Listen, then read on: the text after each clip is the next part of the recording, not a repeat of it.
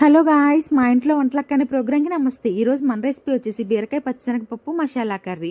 చాలా ఈజీగా అండ్ టేస్టీగా ఈ రెసిపీ ఎలా చేసుకోవాలో చూపించేస్తే చూసేయండి. ముందుగా అయితే స్టవ్ మీద ప్యాన్ పెట్టుకొని దానిలో కొంచెం ఆయిల్ వేసుకొని దానిలోనే తిరగమోత దినుసులు కూడా వేసి కొంచెం ఫ్రై అయ్యాక కొంచెం పసుపు అండ్ ఆనియన్స్ యాడ్ చేసి అవి ఫ్రై అవుతూ ఉన్నప్పుడు ఒక స్పూన్ అల్లం వెల్లుల్లి పేస్ట్ వేసి పచ్చివాసన పోయేదాకా వేయించుకోవాలి. దానిలోనే ఒక 1 అవర్ నానబెట్టుకున్న పచ్చిశనగపప్పు వేసి ఒక 2 మినిట్స్ అలా ఫ్రై చేసుకున్నాక కోసి పెట్టుకున్న బీరకాయను కూడా యాడ్ చేసి మొత్తం ఒక్కసారి కలిపేసుకోవాలి. కలిపేసుకున్నాక కొంచెం అంటే టేస్ట్కి సరిపోను ఉప్పు అయితే వేసుకొని అది కూడా ఒకసారి కలిపేసుకొని ఉడకటానికి సరిపోను వాటర్ అయితే పోసుకొని అండ్ మన టేస్ట్కి సరిపోను కారం కూడా యాడ్ చేసేసుకొని వెంటనే ఒక్కసారి మొత్తం కలిపేసుకొని దగ్గర పడేదాకా ఉడికించుకోవడమేనండి. చాలా ఈజీగా ఉంది కదా రెసిపీ. అయితే ఒక్కసారి ట్రై చేసి ఎలా ఉందో కామెంట్ చేయండి. ఇంకా పచ్చిశనగపప్పు ఉడికితే కర్రీ దింపేసుకోవచ్చు.